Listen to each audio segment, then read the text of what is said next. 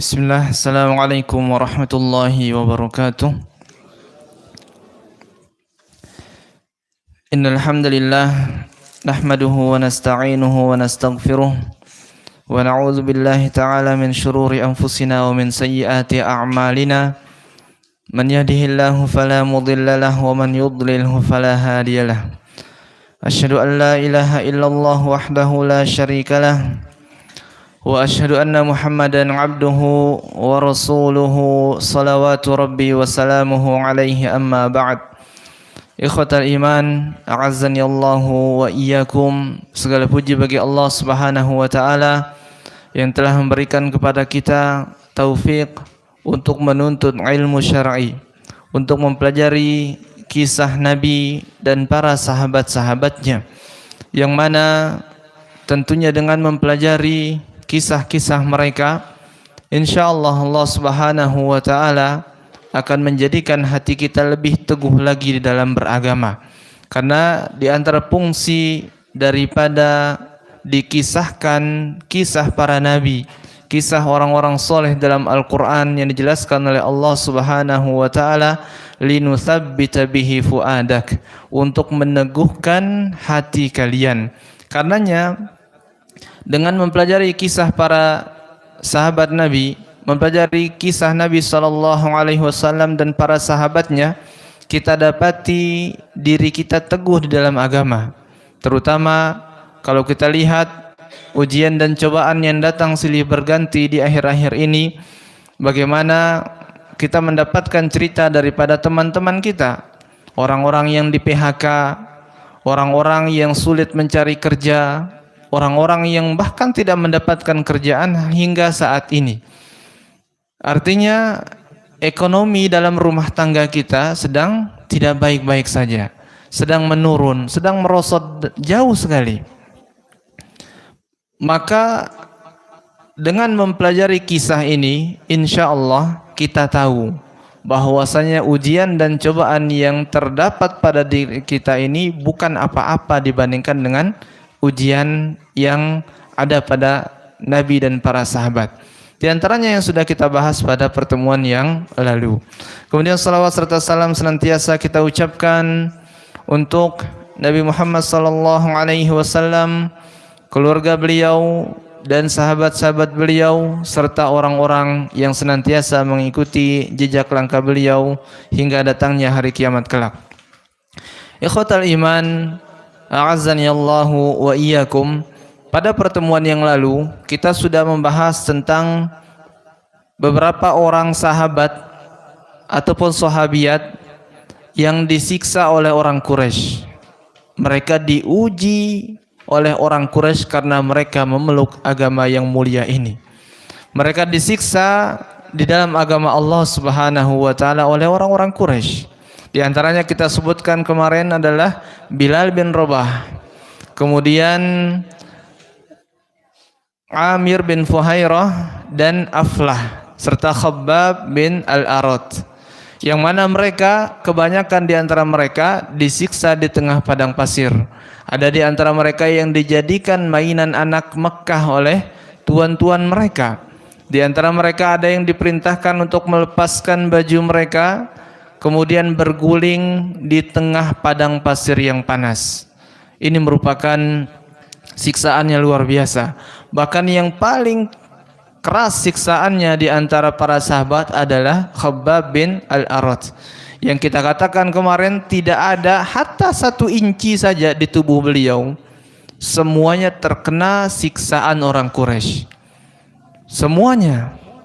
Antum bayangkan, beliau adalah pandai besi. Kemudian besi-besi yang ada di bengkel beliau semuanya dilebur dalam api yang panas, sehingga ketika besi tersebut meleleh, dituangkan di atas kepala beliau, dimandikan dengan cairan tersebut, sampai tidak ada 1 inci pun daripada tubuh beliau yang tidak terbakar. Ikhwati fillah. Ketika sembuh dari hal tersebut, kemudian orang Quraisy mengumpulkan batu-batu besar yang tajam, dibakar batu-batu tersebut. Setelah itu beliau diseret sehingga berlubang tubuh-tubuh beliau, dan beliau datang kepada Nabi sallallahu alaihi wasallam mengatakan, "Ya Rasulullah, kenapa engkau tidak berdoa untuk membinasakan orang Quraisy atau berdoa agar orang Quraisy mau menerima dakwahmu?" Maka apa kata Rasul sallallahu alaihi wasallam? "Innakum qaumun tasta'jilun." Wahai kaum muslimin, kalian ini adalah suatu kaum yang tergesa-gesa sifat kalian. Bukankah sebelum kalian ada di antara mereka yang digali lubang, kemudian ditanam badan mereka, diperintahkan mereka untuk kufur kepada Allah Subhanahu wa taala, mereka tidak mau. Kemudian dipukul kepala mereka dengan palu yang besar sampai hancur. Ada yang dibelah badan mereka dengan gergaji sampai terbelah menjadi dua. Kalian baru segini, kata Rasulullah, sudah tergesa-gesa. Maka kalau kita lihat siksaan-siksaan atau ujian dan cobaan yang menimpa kaum muslimin di awal-awal, ikhwati fillah, sungguh ini membuat kita malu untuk berkeluh kesah. Kita belum apa-apa. Di saat itu antum bayangkan orang-orang yang beriman, orang-orang yang beriman kepada Allah dan Rasul-Nya, mereka semuanya meminta kepada Allah Subhanahu wa taala pertolongan. Maka Allah Subhanahu wa taala mengatakan kepada kita semua, "Am hasibtum an tadkhulul jannah?" Apakah kalian mengira akan bisa masuk surga? Kata Allah Subhanahu wa taala, "Walamma ya'tikum matsalul ladzina khalau min qablikum." Sementara belum datang kepada kalian apa yang telah terjadi pada orang-orang sebelum kalian. Allah mengatakan kalian mengira akan masuk surga. Belum datang cobaan dan ujian yang telah menimpa orang-orang terdahulu. Massathumul ba'sa wad-dharra wa zulzilu hatta yaqular rasul walladzina amanu ma'ahu mata nasrullah. Allah mengatakan mereka ditimpa oleh musibah, oleh ujian, mereka ditimpa oleh mudarat ya luar biasa, ditimpa oleh ujian dan musibah yang luar biasa, ikhwati fillah. Wa zulzilu, kata Allah Subhanahu wa taala, sehingga apa? Digoncangkan jiwa mereka oleh Allah, sehingga mereka labil jadinya. Artinya mereka benar-benar tergoncang jiwanya, enggak kuat.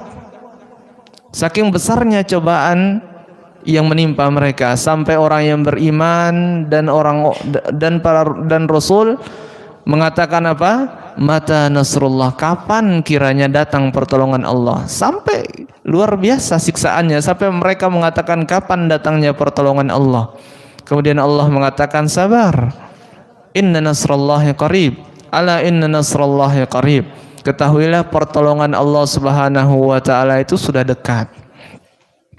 Kita belum ada yang sampai segitunya.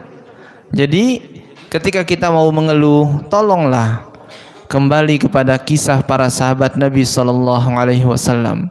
Di antara buku yang kita bisa baca tentang mereka yang luar biasa, masyhur, Suwar min Hayatis Sahabah, diterjemahkan oleh beberapa orang ke dalam berbagai bahasa, ikhwati fillah. Ada yang berbahasa Indonesia.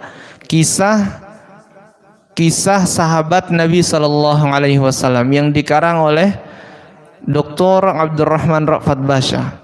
Ini hendaklah kita setiap muslim minimal kita punya walaupun hanya 1 jilid daripada buku ini. Ketika kita futur, ketika kita ingin berkeluh kesah, baca sejarah mereka. Dan ini terbukti. Ana pun manusia, ana pun futur. Ketika ana futur selalu ana buka buku-buku tersebut.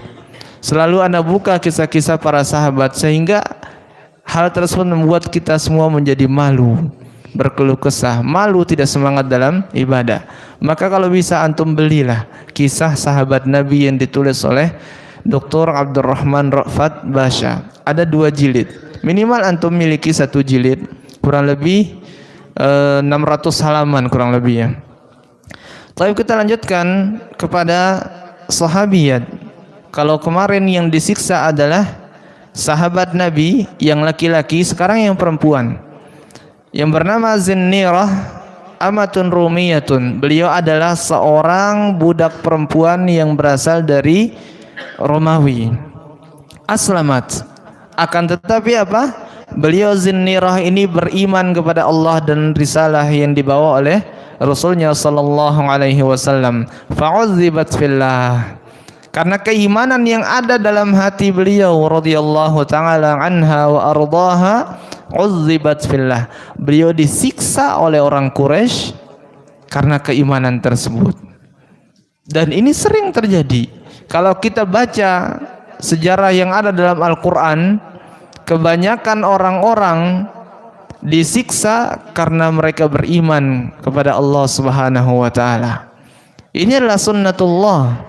Bahkan kalau antum membaca kisah Dzunnuwas atau Dzunnuwas, seorang Yahudi yang zalim, yang bengis, yang dikisahkan dalam surah Al-Buruj atau yang kita kenal dengan istilah Ashabul Ukhdud, seorang Yahudi yang tidak mau beriman kepada Nabi Isa alaihi salam.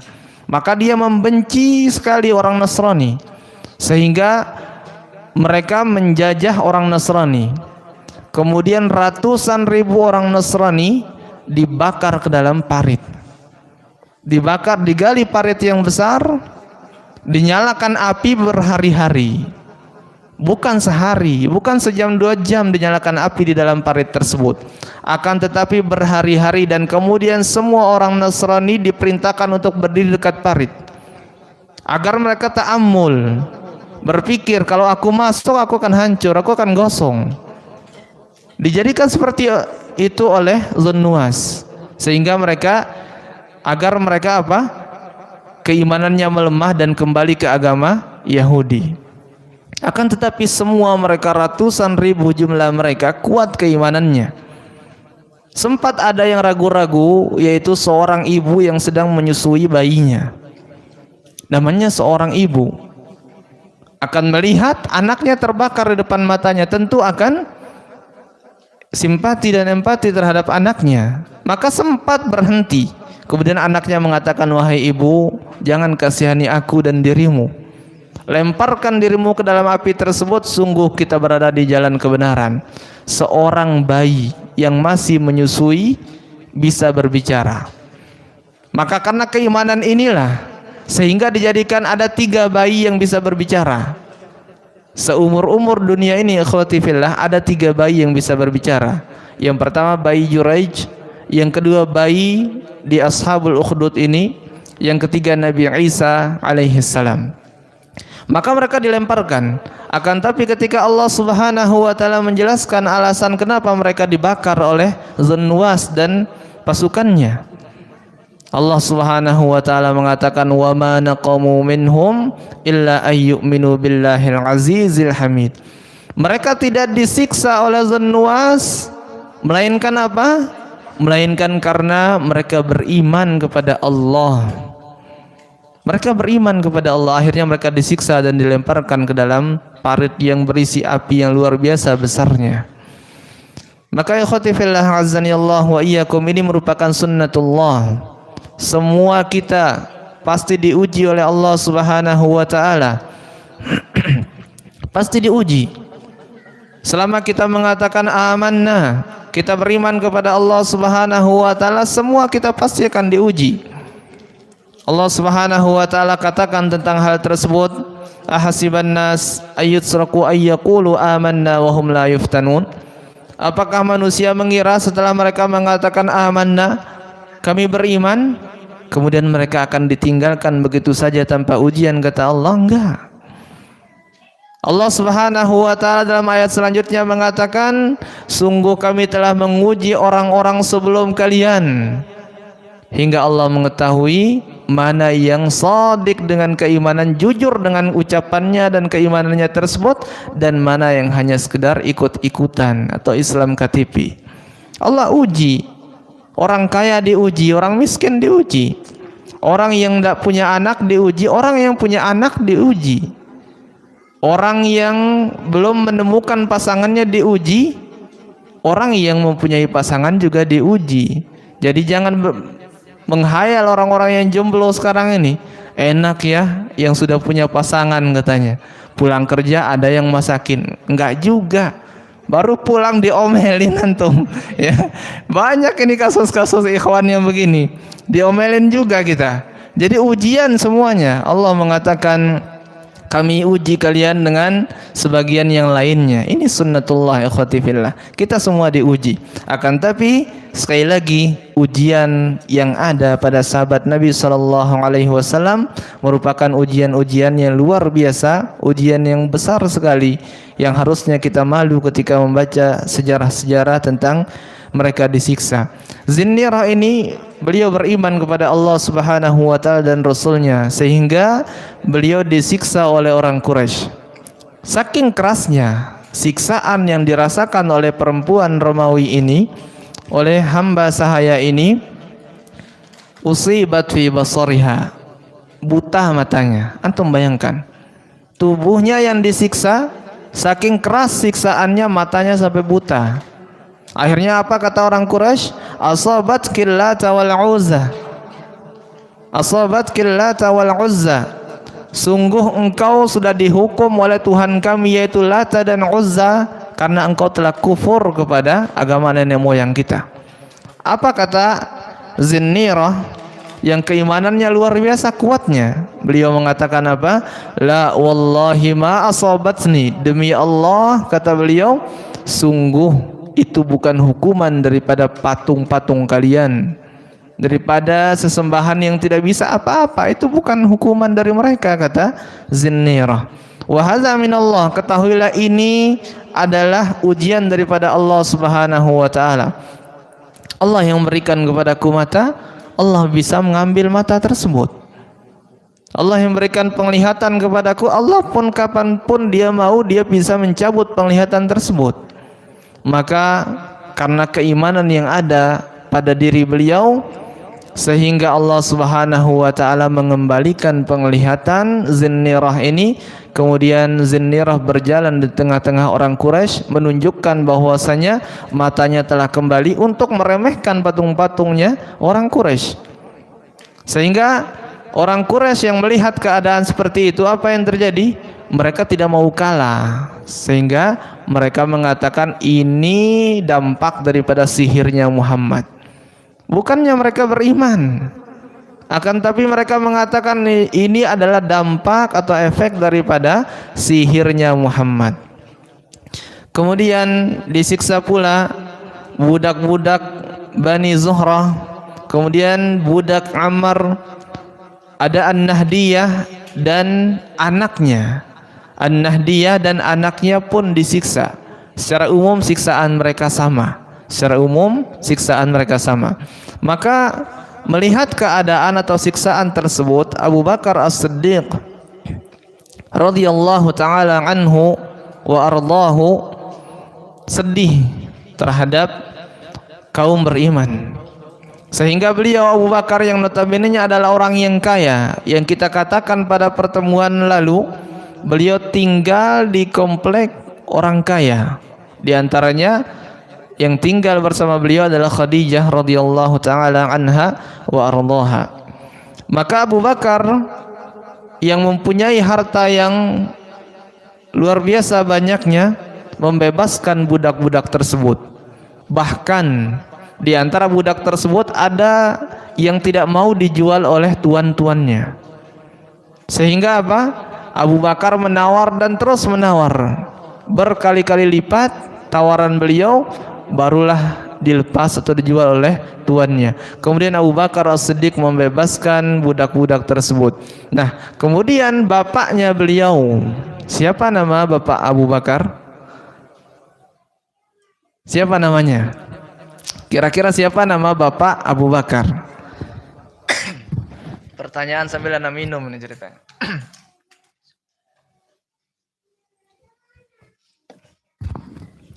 Kalau nggak tahu nama bapak Abu Bakar, nama Abu Bakar sudah. Siapa nama aslinya? Nama asli Abu Bakar adalah Abdullah. Ya, nama asli beliau adalah Abdullah. Ketika masa jahiliyah, nama beliau adalah Abdul Ka'bah, hambanya Ka'bah. Saking jahilnya orang Quraisy, Ka'bah pun ada hambanya. Ya. Ka'bah pun ada hambanya, luar biasa jahilnya. Ini adalah namanya Abu Bakar. Kemudian ketika beliau Islam, Abdullah menjadi Abdullah. Setelah beliau banyak membantu dakwah Nabi sallallahu alaihi wasallam, maka diganti atau diberikan gelar oleh Nabi sebagai Abu Bakar As-Siddiq. Nama bapak beliau adalah Utsman, atau yang masyhur di tengah orang Quraisy sebagai Abu Quhafah. Abu Quhafah ini atau Utsman, bapak Abu Bakar, sedikit menyindir Abu Bakar. Kenapa? Karena membeli semua budak yang disiksa tadi dibeli oleh Abu Bakar dengan harga yang luar biasa tingginya, mahalnya.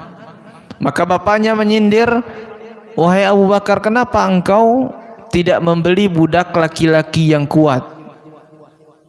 Kalau tidak budak, bahkan yang lebih baik daripada hal tersebut adalah laki-laki merdeka yang perkasa, yang ahli dalam perang.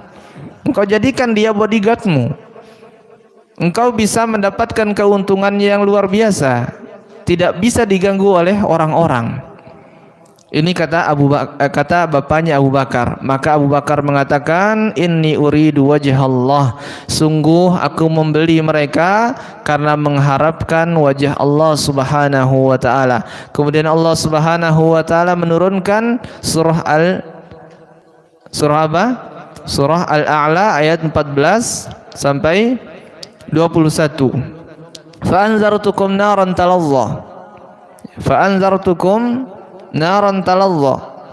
Allah Subhanahu wa taala mengatakan, fa'anzartukum naran talazza, sungguh aku telah memperingatkan mereka orang-orang kafir Quraisy itu, kata Allah Subhanahu wa taala, dengan neraka yang membara. La yaslaha illal ashqa, neraka ini tidak akan dimasuki kecuali oleh orang-orang yang merugi. Alladzi kadzdzaba wa tawalla, yaitu mereka yang tidak mau beriman kepada Allah dan Rasulnya, serta mereka membangkang dan berpaling daripadanya, bahkan menyiksa kaum muslimin. Dan ini adalah diperuntukkan untuk Umayyah bin Khalaf. Siapa Umayyah bin Khalaf? Telah kita sebutkan pada pertemuan yang lalu, tuannya Bilal bin Rabah. Ayat ini diturunkan khusus untuk Umayyah bin Khalaf. Kemudian secara umum bagi orang-orang yang melakukan perbuatan yang semisal dengan Umayyah bin Khalaf. Wa sayujannabuhal atqa, dan kemudian sungguh neraka jahanam itu akan dihindari oleh orang-orang yang bertakwa kepada Allah Subhanahu wa taala. Allazi yu'ti malahu yatazakka, yang mana mereka memberikan hartanya atau menginfakkan hartanya untuk membeli dan membebaskan budak-budak yang disiksa itu. Yatazakka, dia menyucikan dirinya dari dosa-dosa dengan berinfak di jalan Allah Subhanahu wa taala. Wa ma li ahadin 'indahu min ni'matin tujza illa ibtigha'a wajhi rabbihil a'la wa la sawfa yarda. Dia tidak melakukan hal tersebut demi keuntungan semata, seperti yang dikatakan oleh bapaknya, beli yang perkasa, laki-laki yang perkasa, laki-laki yang hebat dalam bela diri, jago berperang. Tidak, bukan karena itu dia beli, tapi karena dia mengharapkan wajah Allah Subhanahu wa taala, zat yang maha tinggi. Wala sawfa yarda, sungguh kelak dia akan ridha terhadap apa yang diberikan oleh Allah Subhanahu wa taala sebagai ganti dalam surga Allah Subhanahu wa taala. Ayat ini turun untuk Abu Bakar As-Siddiq radhiyallahu taala anhu wa ardhahu. Maka ikhwati fillah azzani Allah wa iyyakum, di antara faidah dari ayat yang Anda bacakan tadi, faidah tauhidnya adalah apa? Wajah Allah Subhanahu wa taala. Illa ibtigha'a wajhi rabbihil a'la, kecuali hanya karena dia mengharapkan wajah Allah Subhanahu wa taala. Ingat, wajah ini jangan ditakwil sebagaimana ahli takwil. Jangan ditakwil mengatakan kecuali dia mengharapkan pahala daripada Allah Subhanahu wa taala. Tidak. Kita katakan wajah Allah Subhanahu wa taala ya wajah. Karena ada kaum muslimin yang mengatakan Allah tidak punya wajah. Kaum muslimin ada sebagian mereka yang mengatakan Allah tidak mempunyai wajah. dan kita tidak bisa melihat wajah Allah Subhanahu wa taala pada hari kiamat nanti, sehingga mereka mentakwil mengharapkan pahala Allah Subhanahu wa taala. Ahlus sunnah wal jamaah mengatakan apa? Wajah ya wajah. Apakah wajahnya seperti manusia? Tidak. Kita katakan, kita imani Allah Subhanahu wa taala punya wajah yang pantas bagi dirinya. Allahu alam bagaimana bentuknya, yang jelas Allah punya wajah, kita tetapkan. Sebatas itu saja. Nah, ini faidah berkenaan dengan tauhid asma was sifat. Baik, kemudian kita lanjutkan. Wa uzziba Ammar bin Yasir wa ummuhu wa abuhu wa kanu hulafa Bani Makhzum. Fakana Banu Makhzum ala ra'sihim Abu Jahal yukhrijunahum ila al-abtah idza humiyatir ramda. فيعذبونهم بحرها ويمر بهم رسول الله صلى الله عليه وسلم فيقول صبرا آل ياسر موعدكم الجنة اللهم اغفر لآل ياسر. Di antara orang yang disiksa oleh kaum Quraisy saat itu adalah Ammar bin Yasir beserta bapaknya yang bernama Yasir dan ibunya Sumayyah. Apa siksaan yang diberikan kepada mereka? Siksaan yang diberikan kepada mereka sama dengan yang selain mereka, seperti Bilal. Mereka dikeluarkan dari rumah-rumah mereka, kemudian diperintahkan untuk berdiam di tengah padang pasir yang panas. Bahkan diperintahkan untuk berguling-guling di tengah padang pasir yang panas. Antum bayangkan. Kemudian setelahnya Abu Jahal datang. Abu Jahal datang mengikat Sumayyah, ibunya daripada Ammar. Di kitab ini dikatakan apa?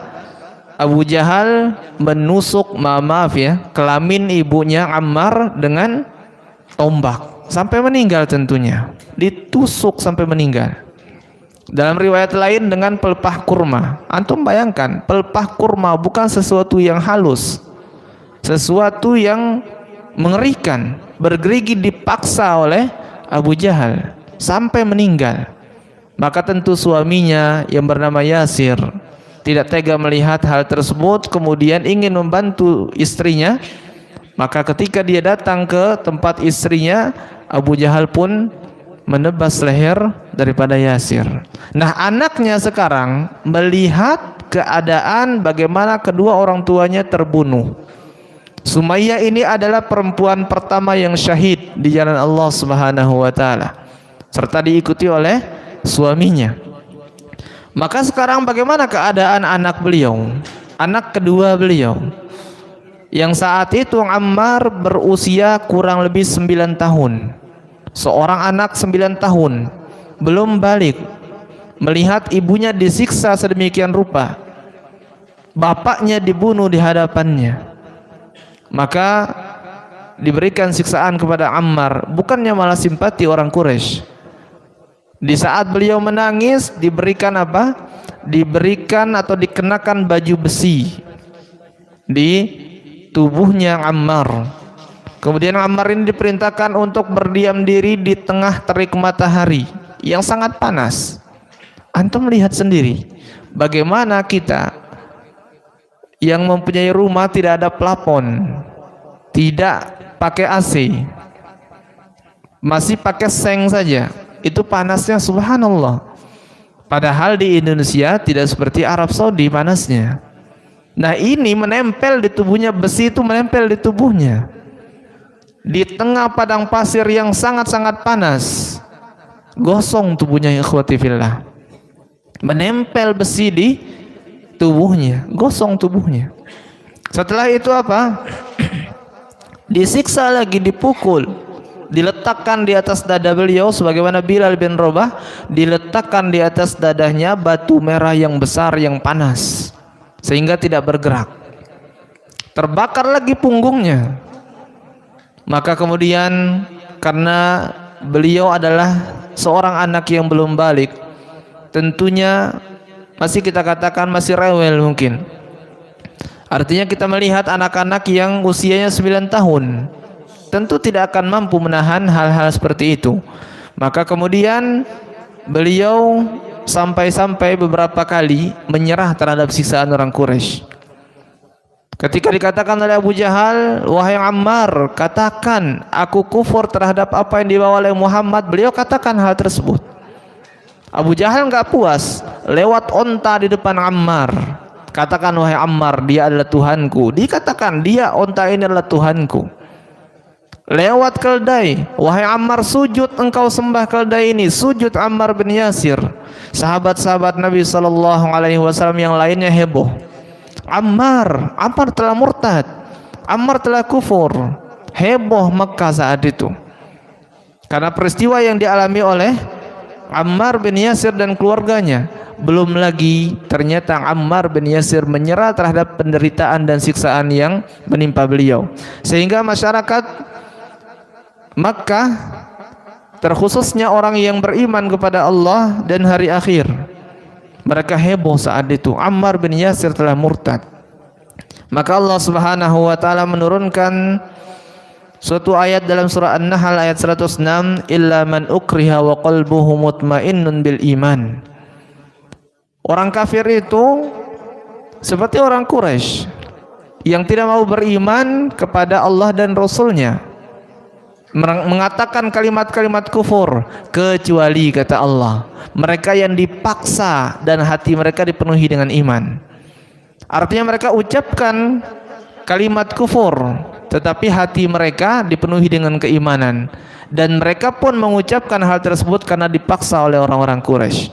Maka setelah itu sahabat Nabi SAW baru tenang, tidak heboh lagi terhadap peristiwa yang dialami oleh Ammar bin Yasir. Bahkan sampai Nabi SAW mengatakan kepada Ammar bin Yasir, kalau diperintahkan lagi seperti itu, hai Ammar, ikuti saja, maka engkau termasuk orang-orang yang apa? Yang terbebas daripada kekufuran. Ikhwati fillah azani Allah wa iyyakum, dalam syariat kita Allah Subhanahu wa taala tidak menjadikan perbuatan kita berdosa jika dalam keadaan 3 kondisi. Yang pertama adalah nisyan, tentunya kan, nisyan, lupa. Dan kemudian yang kedua adalah apa? Seperti yang kita katakan ini, dipaksa. Ya, kita tidak akan melanjutkan pembahasan ini karena tentunya akan panjang. Ini masalah fikih. Artinya apa? Termasuk suatu hal yang tidak akan berdosa seorang hamba ketika melakukan suatu kemaksiatan di mata manusia adalah ketika dia dipaksa, kecuali pada hal zina, kata para ulama. Antum jangan, kalau antum mengatakan saya minum khamar, minum minuman keras karena apa? Karena saya dipaksa, Allah tidak menjadikan antum orang yang berdosa. Kecuali zina, kata para ulama, sepakat para ulama kecuali zina. Kenapa? Tidak mungkin antum bilang saya dipaksa berzina, enggak mungkin, ya. Maka tidak ada paksaan dalam masalah zina ini. Wal'iyadzubillah. Maka ikhwati fillah azani Allah wa iyyakum, Nabi SAW ketika melewati keluarga Yasir, ketika mereka disiksa, mengatakan sabron ya ala Yasir, sabron ya ala Yasir, sabarlah wahai keluarga Yasir, sabarlah wahai keluarga Yasir, fa inna mau'idakumul jannah, karena sejatinya tempat kembali kalian adalah surga Allah Subhanahu wa taala. Ikhwati fillah azani Allah wa iyyakum. Kemudian Quraisy selanjutnya adalah Mus'ab bin Umair. Antum kalau mau melihat yang relate sekali pembahasannya dengan keadaan kita sekarang ini, lihat kisah Mus'ab bin Umair. Itu berhubungan sekali dengan keadaan kita.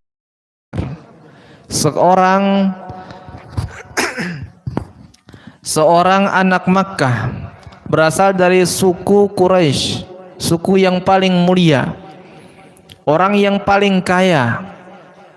Termasuk orang yang paling kaya di masyarakat Quraisy adalah bapaknya Mus'ab bin Umair. Kalau bahasa kita anak mami, ya. Mus'ab bin Umair ini anak mami, tidak pernah keluar rumah, putih luar biasa. rambutnya panjang. Diriwayatkan kalau beliau keluar rumah, semua wanita yang dilewati oleh beliau pasti melirik. Ibaratnya nitip salam lah bahasa kita. Saking gagahnya Mus'ab bin Umair. Makannya pun ibaratnya disuapin oleh ibunya. Luar biasa Mus'ab bin Umair. Tetapi ketika beliau masuk ke dalam agama yang mulia ini, ibunya kemudian menyiksa Mus'ab bin Umair di penjara. Kemudian bajunya setelah masuk ke dalam agama Islam, baju yang beliau kenakan itu adalah baju termurah yang pernah ada saat itu. Maka ketika beliau meninggal, Nabiullah Rasul sallallahu alaihi wasallam menangis melihat kondisi Mus'ab bin Umair. Kenapa? Karena ketika beliau meninggal di perang Uhud, ikhwati fillah, beliau mengenakan pakaian yang paling buruk, yang paling murah saat itu, pakaian yang paling kasar, sehingga didapati oleh Rasul sallallahu alaihi wasallam tubuhnya atau kulitnya Mus'ab bin Umair itu terkelupas gara-gara pakaian itu. Kemudian pakaian itu bukan hanya murah, bahkan pakaian itu tidak cukup untuk postur tubuh beliau yang tinggi. Jadi ibaratnya tutup satu bagian, yang lainnya kelihatan. Maka Nabi menangis. Nabi mengatakan apa? Demi Allah, tidak ada pemuda yang lebih baik daripada Mus'ab bin Umair. Sebelum beliau itu masuk ke dalam agama Islam, beliau adalah orang yang paling banyak mendapatkan kenikmatan Allah Subhanahu wa taala. Beliau adalah orang yang mengenakan baju termahal. Tapi ketika masuk ke dalam agama Allah, ternyata beliau meninggal hanya membawa pakaian ini. Kata Rasul sallallahu alaihi wasallam, sahabat yang lainnya ketika meninggal, pakaiannya itu menutupi semua tubuhnya. Berbeda dengan Mus'ab bin Umair. Ketika hendak dikuburkan, kakinya ditutup, kepalanya enggak cukup, terbuka. Kemudian ketika apa? Ditarik, ditutup kepalanya, kakinya terbuka. Saking tidak cukup pakaiannya Mus'ab bin Umair. Maka Nabi menangis sambil menutup kepala beliau dan kemudian ditutup kakinya dengan rumput. Inilah kisah Mus'ab bin Umair. Tapi ketika berbicara tentang siapa beliau, beliau adalah orang yang luar biasa. Dai pertama yang pernah ada dalam Islam adalah Mus'ab bin Umair. Saking cerdasnya beliau adalah dai pertamanya Rasul sallallahu alaihi wasallam. Semua orang Madinah saat itu yang masuk ke dalam agama Islam gara-gara siapa? Gara-gara Mus'ab bin Umair. Mus'ab bin Umair ketika datang ke Madinah, beliau menjadi delegasinya Rasul sallallahu alaihi wasallam, utusan Rasul sallallahu alaihi wasallam. Di saat itu Madinah tidak ada seorang pun yang beriman kepada Allah dan Rasulnya, kecuali yang menemani atau yang membawa Mus'ab bin Umair dan beberapa orang yang menemaninya. Tidak lebih daripada 12 orang. Bahkan yang menemani beliau, terus menerus menemani beliau hanya satu orang. Maka Mus'ab bin Umair mengatakan kepada sahabatnya, siapa kepala suku di Madinah? Dikatakan Fulan bin Fulan. Akhirnya panggil, kita ajak diskusi. Diajak diskusi oleh Mus'ab bin Umair, tidak mau tentunya kepala sukunya. Maka Mus'ab bin Umair mengatakan, begini saja, kamu duduk sekarang, aku paparkan semua tentang Islam. Kalau kamu terima, alhamdulillah. Kalau tidak, saya kembali ke Mekah. Hanya itu perkataan beliau, sehingga membuat kepala suku ini takjub. Kemudian ketika dipaparkan, kepala suku ini beriman. Kemudian setelahnya mengumumkan keimanannya kepada semua orang yang ada di Madinah, bahwasanya beliau adalah orang yang telah beriman kepada Allah dan Rasulnya. Maka semua yang mendengarkan tentang keimanan kepala suku, semuanya langsung menjadi muslim dan kemudian diajarkan Islam oleh Mus'ab bin Umair. Orang yang luar biasa.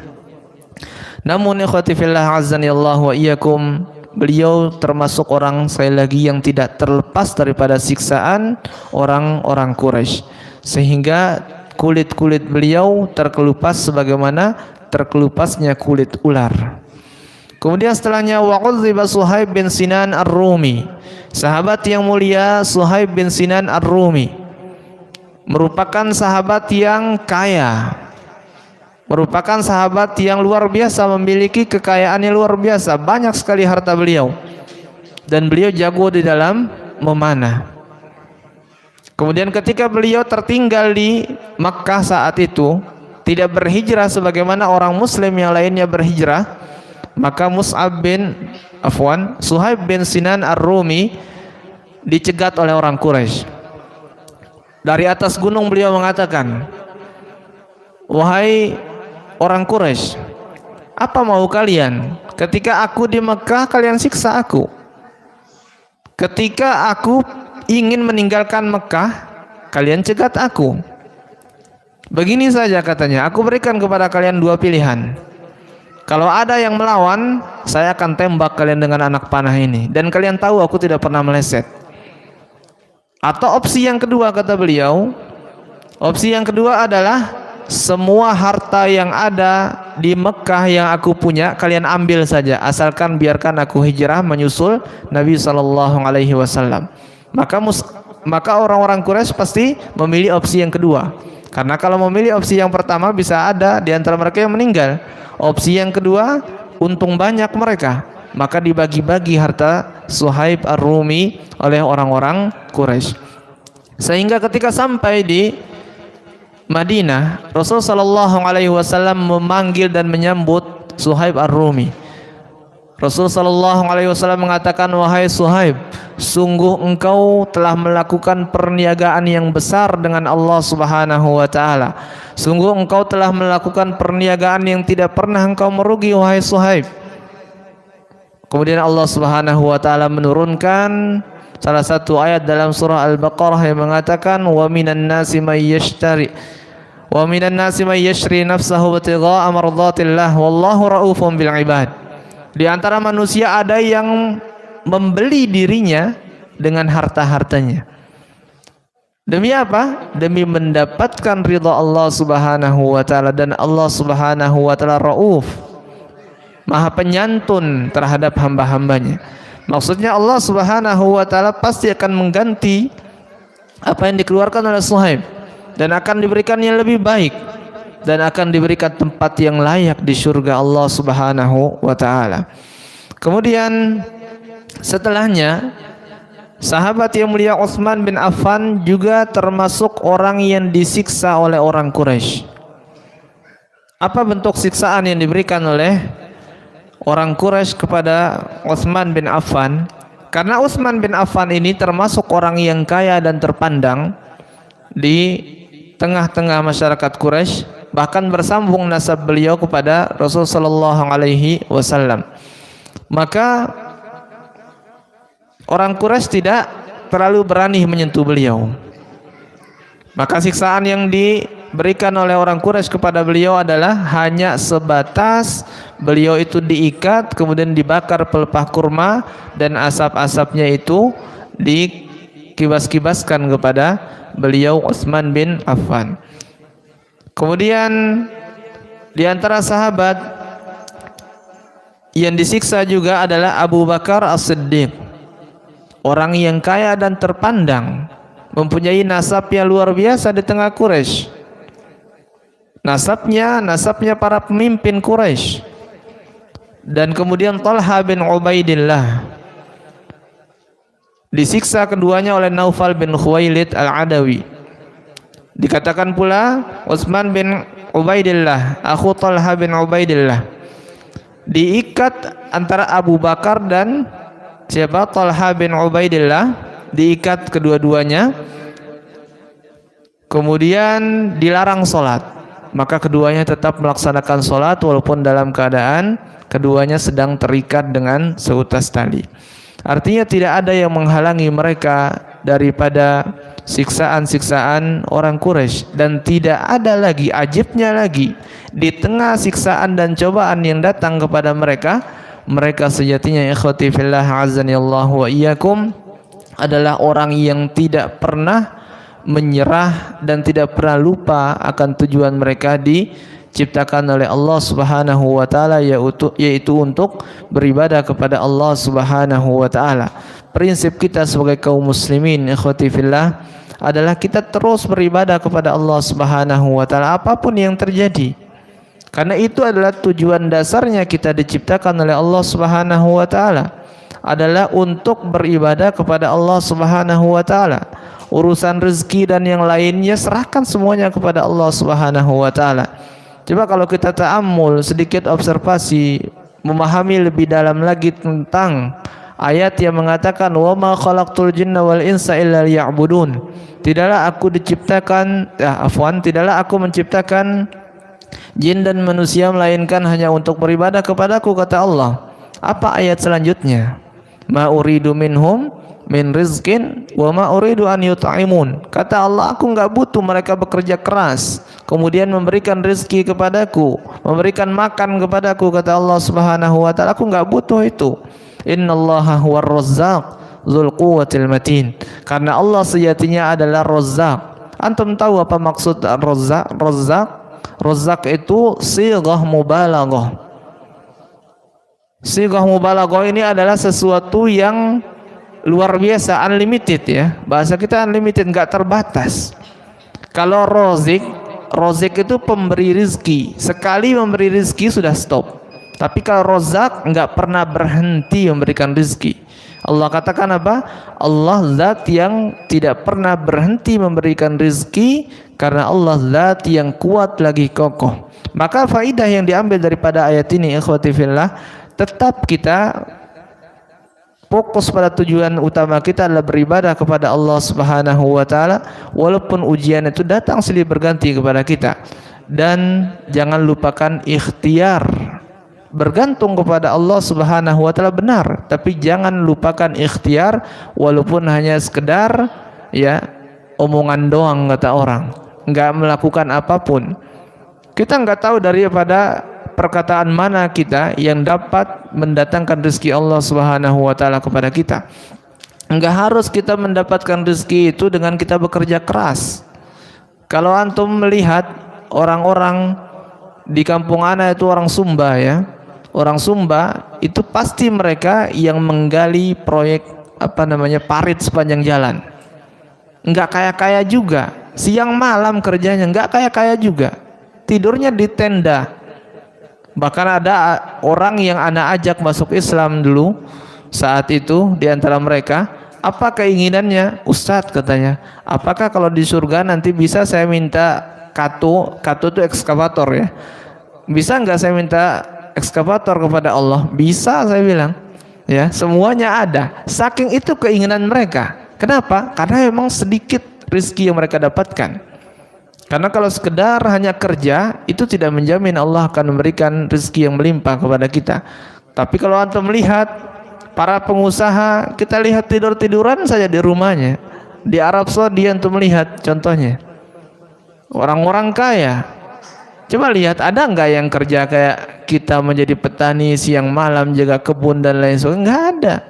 Tapi Allah berikan rezeki yang melimpah kepada mereka. Tetap beribadah kepada Allah dan jangan lupakan ikhtiar walaupun itu sedikit, dan serahkan semua urusan kita kepada Allah Subhanahu wa taala. Tanamkan seperti perkataan Nabiullah Yaqub alaihi salam, innama ashku bathi wa huzni ilallah. Sesungguhnya aku hanya mengeluhkan kesusahanku, mengeluhkan semua isi hatiku hanya kepada Allah Subhanahu wa taala. Wallahu taala a'lam bishawab. Subhanakallahumma bihamdik asyhadu an la ilaha illa anta astaghfiruka wa atubu ilaik. Assalamualaikum warahmatullahi wabarakatuh. Silakan bagikan kepada keluarga, sahabat, dan orang-orang terdekat. Semoga Allah menjadikan setiap ilmu yang tersebar sebagai amal kebaikan bagi kita semua. Ikuti kajian-kajian Islam dari kanal Masjid Al-Hadi Manggar, Balikpapan Timur. Terima kasih atas dukungan dan partisipasinya. Jazakumullahu khairan.